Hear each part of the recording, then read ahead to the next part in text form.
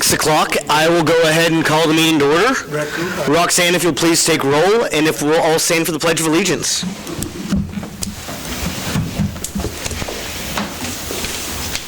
I pledge allegiance to the flag of the United States of America and to the republic for which it stands, one nation, under God, indivisible, with liberty and justice for all.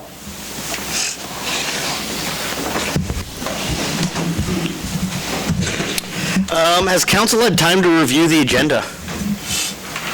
I'll make a motion that we approve the agenda as set forth. Second that. Motion's been made and seconded. All those in favor, please show a voting sign. Opposed? Motion passes. Public comments. Persons who wish to address the City Council regarding items on the agenda may do so as that agenda item is called. Persons who wish to address the City Council regarding items not on the agenda and that are under the jurisdiction of the City Council may do so at this time when called upon by the mayor. Comment on personnel matters, matters pending in the courts or with outside tribunals are not permitted. Speakers are limited to 3 minutes. Any presentation is for information purposes only. No action will be taken. Speakers? Seeing none. Consent agenda. Are there questions about the consent agenda? Make a motion to approve the consent agenda. Motion's been made and seconded to approve the consent agenda. All those, is that a question? No. All those in favor, please show a voting sign. Opposed? Early voting, right? Okay. Got one dissenter over there. Okay. Item A, green space. Mr. Mayor, members of council, the Thrive and staff kind of wanted to provide a quick little update about where we're at on kind of looking at green space alternatives. We also have Becky Voorhees and Summer Boren from Thrive here. They can kind of fill in the gaps. I'll just kind of give a quick overview. So it was back in March, we kind of talked with council. Council said that it was kind of gave staff the go-ahead to work with Thrive on kind of this exploration of what we could do differently with our green space. Subsequently, and part of that was for them to go ahead and apply for a grant, which they got in July.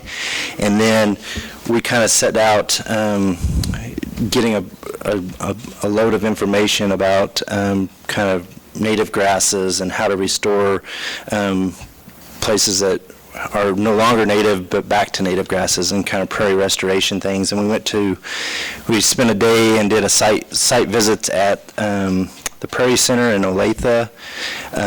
That's a Kansas Department of Wildlife and Parks and Tourism facility. We went to Pollinator Prairie, which is in Olathe, and that was actually I think it's a volunteer group that takes care of that, but it was done on an old EPA cleanup site that was connected with, I think, Boeing was one of the larger parent companies that they've kind of turned back to native and trying to draw in pollinators. We also then went to Sunflower Nature Park that's near DeSoto. That's a Johnson County park. And then we ended up in Lawrence and with their Monarch program at the Kansas Biological Survey and kind of visited with them about potentially being able to, how do we do a good job of attracting butterflies. Basically spent a lot of time gathering information. Did you want to add anything? No. Okay. No, I think you've got everything. Okay. Kind of some of the things that we kind of learned and picked up is the idea is if we do some of this, especially in our green spaces, it helps us reduce our mowing load that we would have in those areas. It is an alternative use that would allow us to still maintain compliance with FEMA. There's some we can't do a whole lot on a lot of those green space lots, but we could do this. And then just the benefit to attract the butterflies and pollinators, bees and birds, and kind of renaturing some of these places potentially.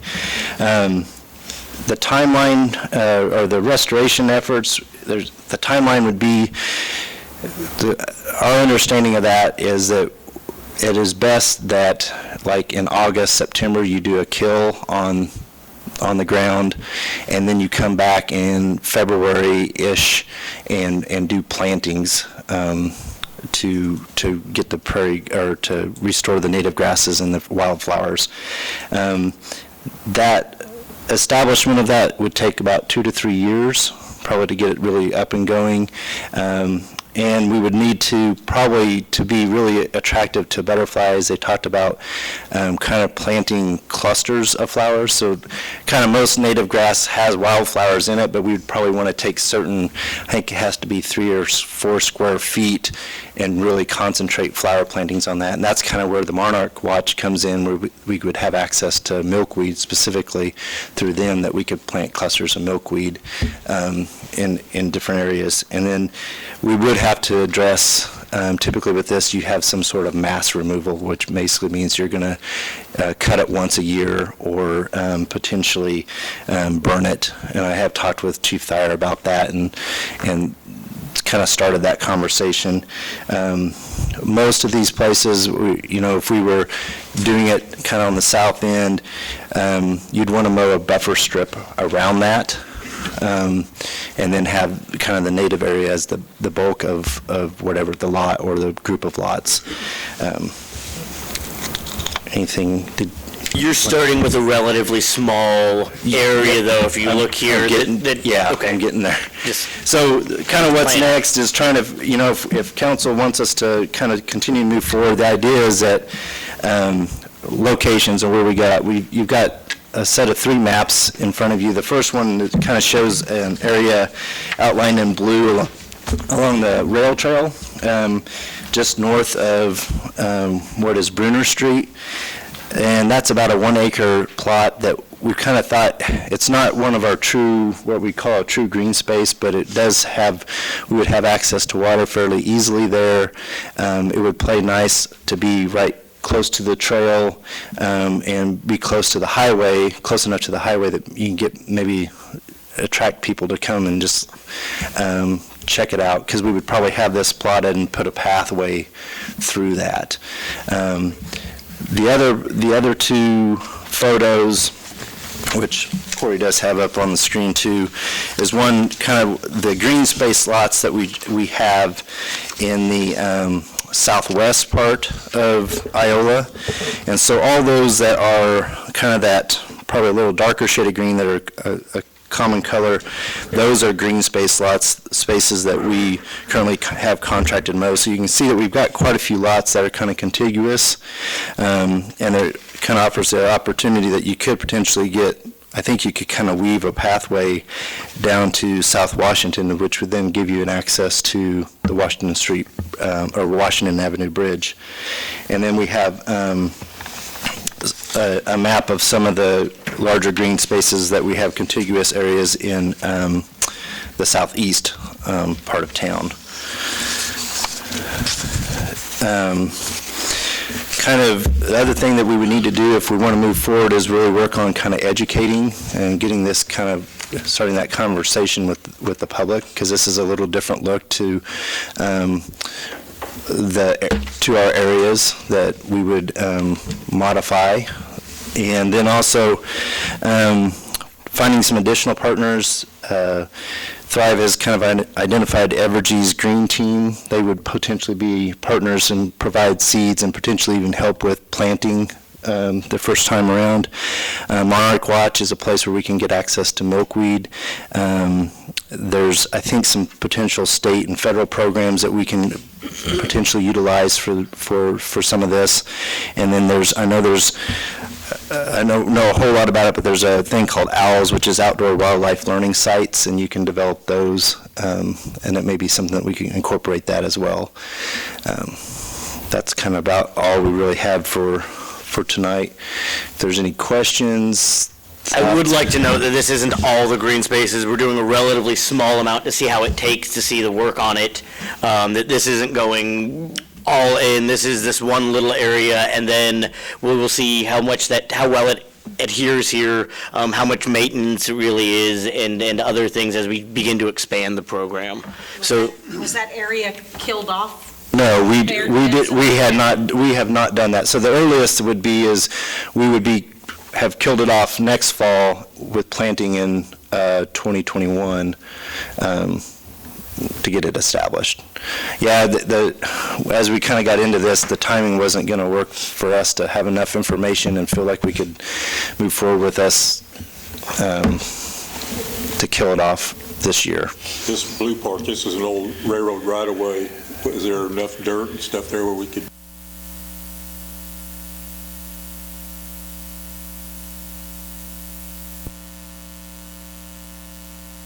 I've walked along there, it looks kind of sparse, you know, pretty rocky and everything. I was just wondering if we'd have to haul some fill in.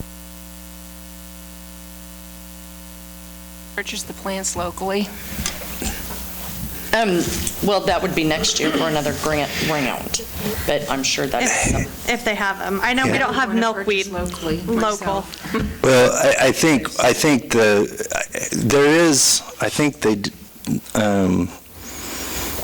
have not found the right name for it, but somebody, when I was talking to one of the people we were talking to, he talked like there was somebody around here that did native seeds, and this isn't something going to Walmart and pulling something off the shelf, and even some of the garden centers typically don't have native cultivars. They may have coneflower or they may have milkweed, but it's not a true cultivar that is more native. Yeah.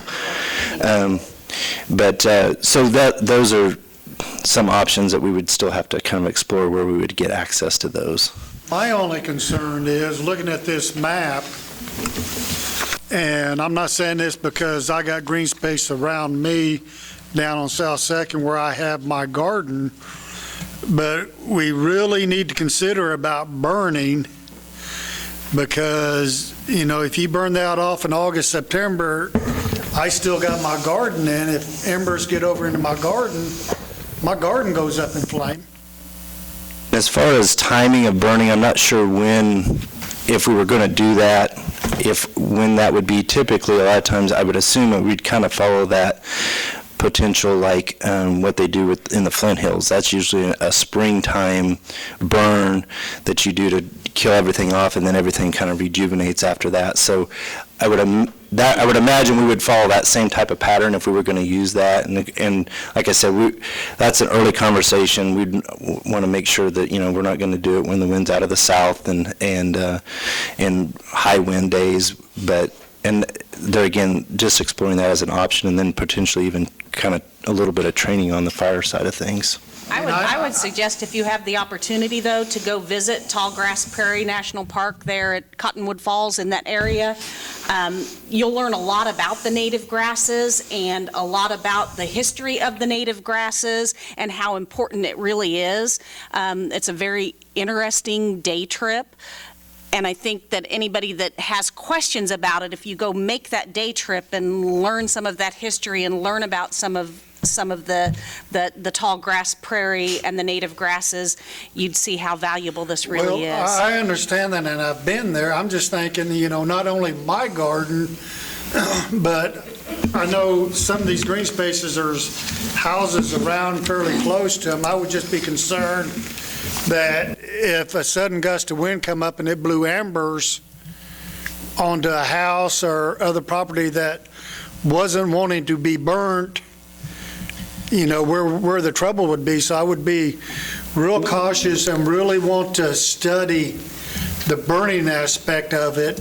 Remember, there are some other options in there that don't necessarily require, you can bushwhack them under and do some other ways to kill them off. Remember as well that what we're kind of agreeing to and moving forward with today is just this very small kind of test plot and seeing how that works. So if we're having a bunch of problems with it, if it does become an issue, then, you know, you don't have all of these green spaces. You've got the one small one to kind of test out the management of it. So I'm not against it, John. I mean, I'm just looking on the conservative side of it.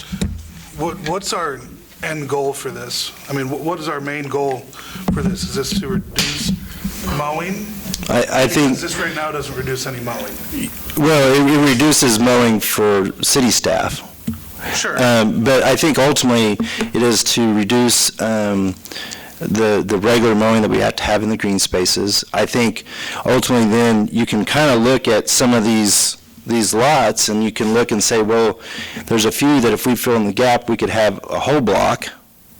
And does it make sense for us as a city, as an initiative, to go in and as those lots potentially become available, that we start putting those together, and then we don't have to maybe maintain all the infrastructure in that southwest quadrant that's flooded out for the most part. And that ultimately then, you're spending less money on chip seal in that area, you're spending less money potentially on water and sewer issues. I agree. I just think that we need to get a common goal of what we really want here, if we're going to focus on the actual green space that we're contracting our mowing to do, or, because this here, I don't really, I thought when we talked about this, we really were focusing on reducing the amount of contract green space mowing, which I think we should do. But I think this is just a test to see how this works before we get into all of that other, and as we see how this works, we'll start expanding it. If we may expand it to the west, or to, we may expand it onto the other side into some of those contiguous. It seems to me like it would reduce the mowing, because you're not going to mow those native grasses down. You're going to let those grow, you're going to let those flowers grow, you're going to try to attract the butterflies, possibly bees, to me. That's why I ask what the goal is. Is it the goal to make it a conservation area, or is it to reduce the mowing? That's our goal. I think it's twofold. I mean, you've got the conservation area, you've got your putting nature back the way it was, and you're reducing that mowing. So, I mean, that's a twofold. I get it. I just think that there would be a better space than this to do it in, that's all. Is the council, I say let him move forward with this and see where it goes from here. I mean, what are we out? Well, are we going to be, if it's not going to cost us anything and Thrives is willing to do it, let's do it and see if we can't start getting some of our land back into the habitat nature. Well, and I think before we say Thrive's going to do it, I don't want to put that on Thrive, but I think we can work together to try to facilitate this so that we can do a partnership, so that we can help with that, and I think I'm fairly confident that we can get this test plot going without any expenditure on the city part. That may be something as we look and we say, okay, well, the next step, we are going to have to buy the seed, because we've already got the grant one time, we can't get it back to back. But those are, at least we can be that down the road, we can say, hey, this is a good process, we think we need to move forward. Aaron, Chase, you fine with moving forward with the project? Kim, we're on. That's fine. Okay.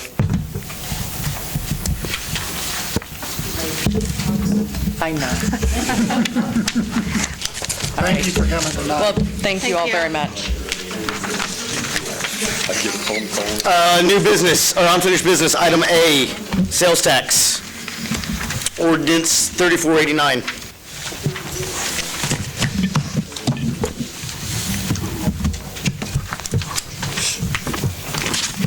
You got this one.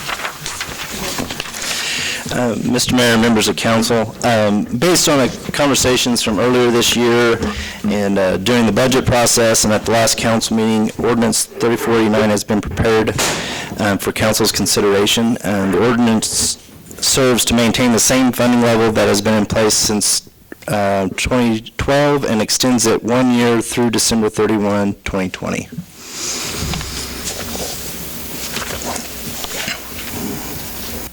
We've kind of had this discussion. Anyone want to make me a motion here? I'll make the motion that we approve ordinance 3489 sales tax pledge to the Allen County Regional Hospital and authorize the necessary signatures. I do have financial interests that would be positively or negatively affected, so I will abstain. I'm recusing too. I'll second it. All those in favor, please show a voting sign. Opposed? Ew, that fails. Okay. We only had 4 yeses. It's an ordinance. We have to have 5. But you can vote on an ordinance. Do we need 5 plus me? I think it's you could be the fifth to make it pass. I'm pretty sure that's it. But you also, I'm a nay because I'm speaking to what my citizens have told me. They want the money back within the city. Everybody I've talked to says, that sales tax needs to stay within the city. I would like to note, Kim, that you don't directly have a financial, while I will respect the ethical abstention there, this is not technically directly in that same line. Yeah, because this money would not pay the salary of. This is vote yes. okay. Then in that, I will go ahead and vote yes as well, if that puts us to 6. All those in favor? Opposed? Abstention? Okay. For that, and while I respect that abstention, this is going to the county to do repairs. That's what they've set it for, so this is not, but I also do understand that, and I knew where your support was, but, Right. so. Item B, credit card.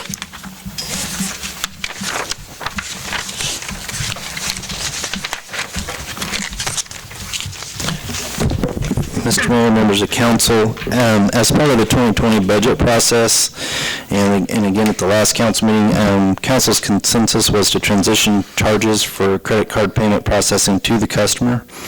To facilitate the transition, staff recommends adding the OpenEdge processing system module to the city's existing Encode financial software.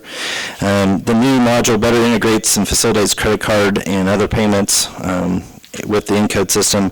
It will allow the city to pass these charges to the customer, and that is, we kind of had a question about that, and that has been clarified.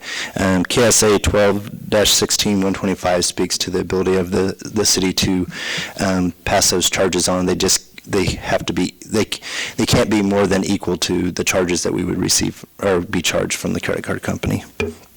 So that basically answers whenever we were talking originally about like a flat fee. You couldn't say $2 because it could be less than that. Okay. Discussion? I guess for me, I just want to make sure that this really will be implemented January 1st, 2020, since it's something we're going to be paying for. I don't want to see another system, work order system, whatever, that we're paying for a year and not using or not utilizing. I want to make sure that if we start paying for this, you guys will be ready to implement it and start collecting those charges. That will be dependent upon Encode's ability to get it installed. And that's... We won't pay for it until it's installed. Right, because we don't have to add data to that like we're doing with the work order software. We're collecting our asset information. This is just basically them being able to come down and put the module in place and then move forward. And just to clarify, I know there were some questions about ACHs through or auto drafts through the bank. With this system, it's $1.50 charge. We can't do that for free through this system. But if you send it through your bank. Yeah, like if your bank has online paying, then there's not a charge for your bank to then pay the city. It's just if you're trying to set it automatically up through the city system, there will be a charge. And the problem with this was that we would, if we didn't put them all into one system, we might be double charging people if they set up, from my understanding. So if they went through this new system, but they still had they're in the old system and they accidentally set up a new system, in the new system, that 1 month, we could pull it out twice because the two systems wouldn't necessarily know that you'd pulled one out of the other. And so you've got to move them all onto the new system. Now, will this fee recoup what we've been paying out in years past? Most of it. Yeah, because we still have some bank processing or bank fees, but the credit card part of that will be recouped from this by making that charge to the customer. Other discussion? Aaron, you want to make a motion? That's what we've done a few years ago. I know, but I make a motion, we approve the Encode Open Edge Processing System module. Second. motion's been made and seconded. All those in favor, please show a voting sign. Opposed? Motion passes.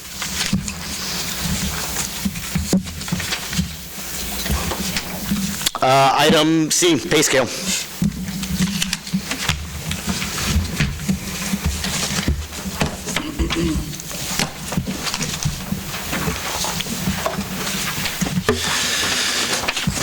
Mr. Mayor, members of council, the staffing and organizational analysis study by Wichita State's Public Policy and Management Center indicated that the city should consider a review of its pay scales. And as the study was being finalized, the electric distribution department also experienced a great deal of turnover, and it became apparent that the wages in that for the electric linemen needed to be reviewed and potentially updated. Based on the wage information collected and the conversation at the October 15th meeting, the proposal that was in the packet kind of includes two options. Both options move the positions within electric distribution to pay grades roughly equivalent to the average of those municipalities surveyed.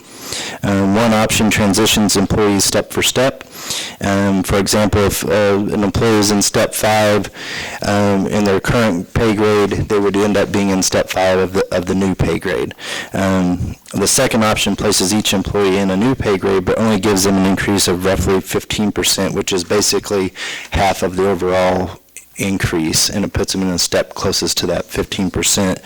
And then the employees would be eligible for step or merit increases until they reach step 12 on that option. As council weighs these potential modifications, the discussion should also consider how this conversation impacts not only the wages for the electric lineman positions and the electric distribution department as a whole, but also the wages citywide. Additionally, if council wishes to explore the organizational modifications as suggested by WSU's study, these alternatives may be impacted by this conversation as well. Without evaluating all the potential changes needed, the impacts of adjusting one position's pay are not fully known and could have a ripple effect throughout the organization. It's the same message I had last time. I'm just repeating that for you. Human Resources Manager Carla Brown, Electric Distribution Superintendent Jim Baker, and Assistant Electric Distribution Superintendent Jed Rice are here and are available for questions. Why did we, looking at the average of the proposed, how did we come up with the proposed rather compared to the average? Because there's like, the apprentice lineman, the proposed is lower than the average, but then we go to the journeyman, and the journeyman's higher than the average. How did we come up with that? It's to fit it within our current, the 2020 pay scale. We couldn't get the pay scale exactly on the average. It's in order to fit it within the pay scale. All of them, I guess, all of them. But 1 through 4. Because our pay scale is based on percentages, step per step percentages increases. Each grade is a 5% increase going up in grade. So in order to fit it in the scale, that's kind of my recommendation. I couldn't get it right penny to penny.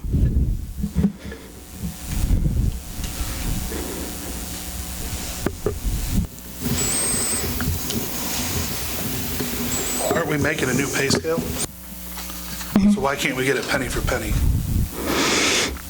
As we basically just took our existing system and extended it out with the same philosophy that all the other pay grades were made with, rather than just making a special pay grade for this. We took from, because I think we were out to 15 and we went out to 25 with the same philosophy, like she said, was it 5% between pay grades? Yeah. Each pay grade was a 5% difference, just so that there's a little bit of commonality.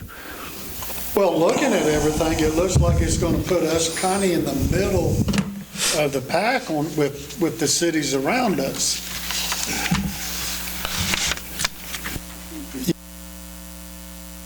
Look at all the proposed and the existing cities around us. Have we Yeah. hired the other open position you have, Jim? And speaking of what you're, Gene, that's all we're asking, excuse me, is just to be competitive. So we was just asking for the average. We're not looking for the top that you can see on the top, but we are the bottom. We're just kind of looking competitive with other towns, because we do need to be able to hire some linemen instead of just lose all ours. Well, my concern is, we've lost, what, 3 or 4 people over the last 3 or 4 months? 3. We've lost 3. 3? Not only are we losing city employees, but I imagine some of those people moved out of town. So now we're seeing a ripple effect, not only within the city, but within our community as far as population, spending money around town, school losing money as far as, what they get per pupil. So I think, to me, a step-by-step is the best way to go on this. We need to do something, guys, because we can't continue losing good employees to other towns. And just say in the middle of December, we have a major ice storm come in and wipe out half our electric grid. Jimmy's crew probably wouldn't be able to handle something like that, would you, Jimmy? We're pretty short-handed right now. So you're going to have to call in Chanute or some other city. If it was that massive, we would probably be calling them in anyway. And, so if we're short people, and it's because our pay grade, and like I said before, all departments need looked at. If we're losing people because of our pay grade, we definitely, especially in the electrical department, is very vital to the functioning of this city. We need to do something, guys. I don't think the debate with the council from what our conversations were was, do they need, is the electric department way out of line for the industry? I think we've all agreed on that. And for the most part, I think we agree on this middle grouping is done fairly well. I think the question is, A, implementation, and B, the other departments is really what we're discussing. I think everyone's in agreement and says you're not up to industry standards, and that isn't okay. The question's about implementation and the other departments. I think that's what we're discussing. That is the big concern, because there will be a ripple effect. Right. And there will be people that are upset, and you guys know this, there are going to be people that are like going to be, Yes. what about us? So how do we handle this and, not One department at a make time. morale go, but one department at a time, Gene, one department at a time. There might be some department that feels like they're underpaid, and it's going to be 2 years down the line before we get to that one department at a time. So I guess we need a plan in place, Exactly. long-term. Exactly. You use the same pay scale for all the departments, don't you, the H, whatever? Correct, yes. So that has to be taken in for all the departments. Yeah, the same pay scale will be used for all departments, yes. But It's not going to be raised for all departments. We're not a Well, Well, depends where they're at. But you could have another position that's, say, an H7, and after a review, we would say, okay, they need to be at an H9, So potentially. I guess, I think to me, we need to look at the big picture so that when this is implemented, you guys don't become the And- targets of everybody's, Yes, so. and we knew that, but we have been behind the 8 ball for quite some time, and nothing was said until we lost all these guys. So then we'd been working on it, and we finally had to come up. And like I said, if we was competitive right in the middle, I wouldn't be down here talking to any of you. But as it is, I would like to get back competitive where we can at least try to hire a 3rd, 4th year apprentice or a lineman somehow, a young lineman, versus just all greenhorns that takes 4 years to get them there, and then in our crews. What would the implementation date on this be? January? That would probably be, January? I mean, that's kind of been the target to be thinking about, but it can be whatever council Okay. determines, honestly. Yeah. I mean, it's not budgeted either way, so. Are we going to go the current staff, no changes, current staff, new pay, step for step, or current staff, new pay range plus or minus 14.97%? I mean, I say step by step. I don't think that we should wait until the first of the year. We're coming up into winter. If we get an ice storm and they need people, we're going to pay that out going down to Chanute. I would agree on that. And like I said, this is the glaring problem right now. We can look at the other departments later, but for now, I would say as soon as possible on this. They're making us the most money. Every time that line's down, we're not making money. Right. And they're all doing jobs that we don't want to do. I mean, they have a tough There's a job. lot of people that do jobs that we don't want to do. Well, that's not the point. This is a glaring problem, and they came to us with the issue. And I think this needs to be handled as soon as possible. Competitive, that's not setting a precedent for every Right, department to get a big raise. No, but we just need to also be open to those other departments when they come to us, because you know that they will. Yes, they will come to us. And that's fine when we utilize the study that we paid for Yes, in we those do. decisions. But like I said, which one of the three proposals are we going to go with?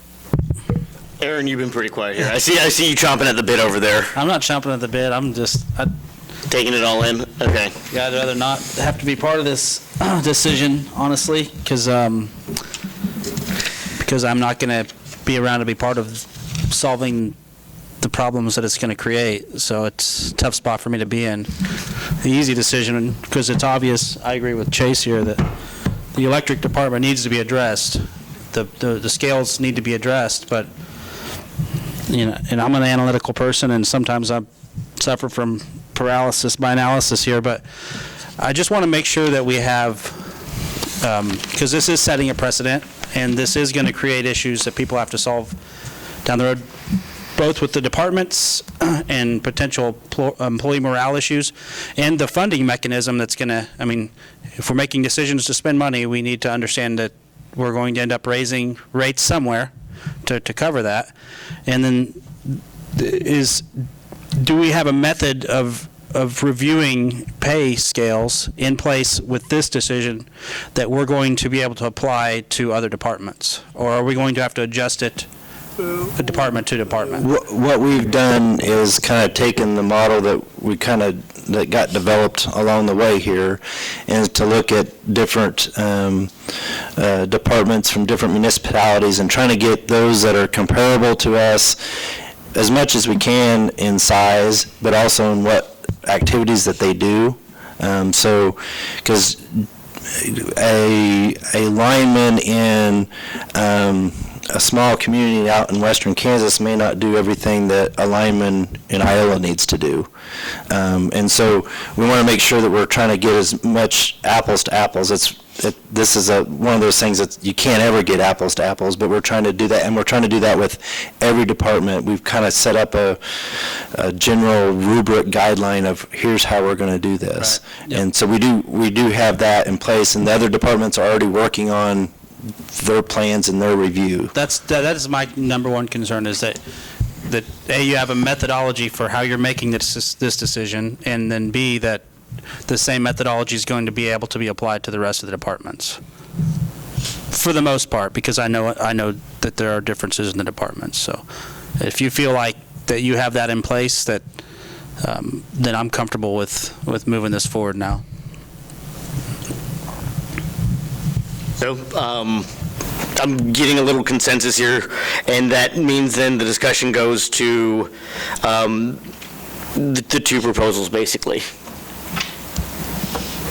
On the step for step, or you gave us two different proposals here, didn't you? Yeah. Okay. Basically, that's more of how do you want to implement that? Do you want to just do it step for step, or do you want to say, hey, we're going to get these pay grades in the right spot, we're going to give everybody a healthy raise, but they're not going to be in the same step they were before? I think step for step is the way to go. That's what we've been trying to get to is I'll agree with you.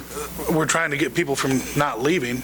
If somebody's got 5 years of experience and we're going to put them at the bottom of our pay scale, they're still going to be ahead somewhere else. I think step for step is the only way to go. I would make the proposal for step. So you're looking at table 5 there. That's what I'm looking at right now. Table 9. Table 9, okay. third line, Okay. pay rate.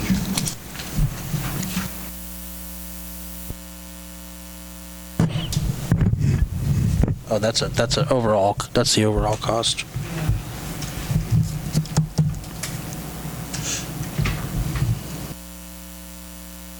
Mark? I'd go with step by step.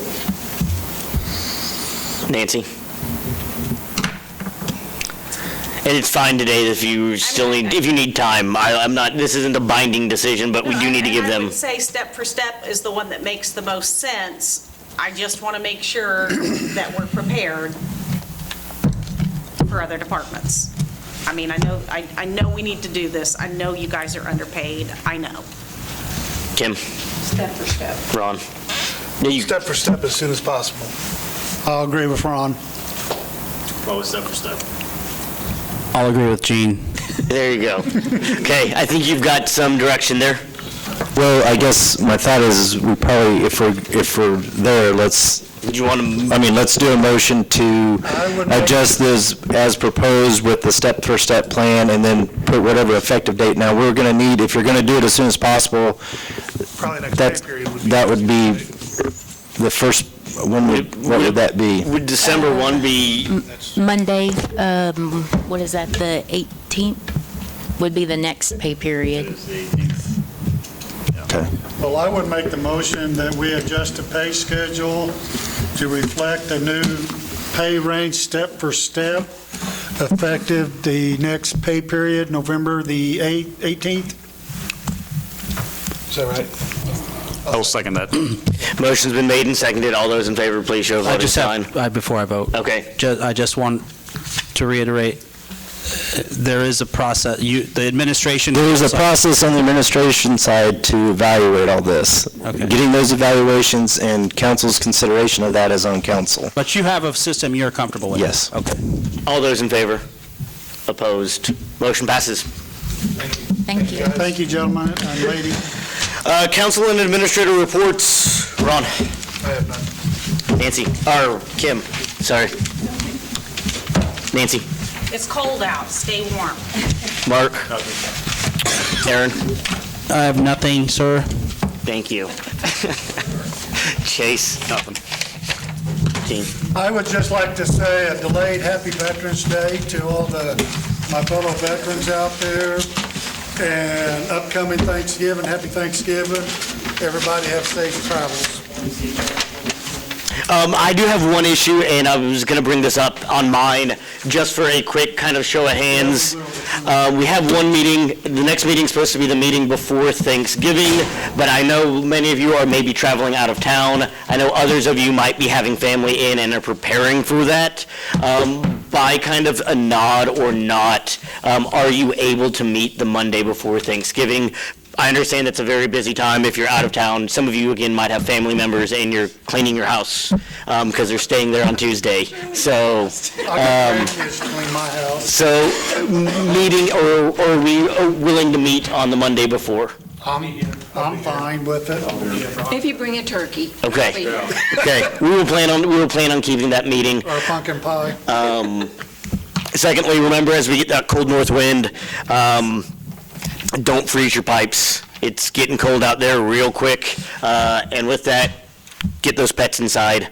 And So- put sweaters on them. And put sweaters on them if you can. So, thank you. And Sid? The Christmas preparations are underway, and Humanity House reached out to us to utilize the pedestals on the square, knowing that that's kind of been a traditional thing that's gone on for the last several years. Staff went ahead and okayed that rather than formally bringing that to council. I did want to talk about the sign at the Dr. John Silas Bass North Community Building. That sign has been needing to be replaced and updated. The family from Dr. John Silas Bass, the descendants, have reached out to me and have a design that would update that sign. And it's basically the same footprint of that sign, but it would just be an updated face to that. And I just wanted, if council's good with that, we'll move forward with that. It's, as far as sign regulations, it's good for that. So, and And if you want to see a mock-up of that, I've got an example of that too. And I think that's all I have on my list. I would add one thing too. Talking with Humanity House, they found their timers, so Yes, so they are they gonna be won't on have the timers. same problems that they had last year. So, what? Gene, I would make the motion that we adjourn for the evening. Second it. all those in favor? Opposed? Motion passes.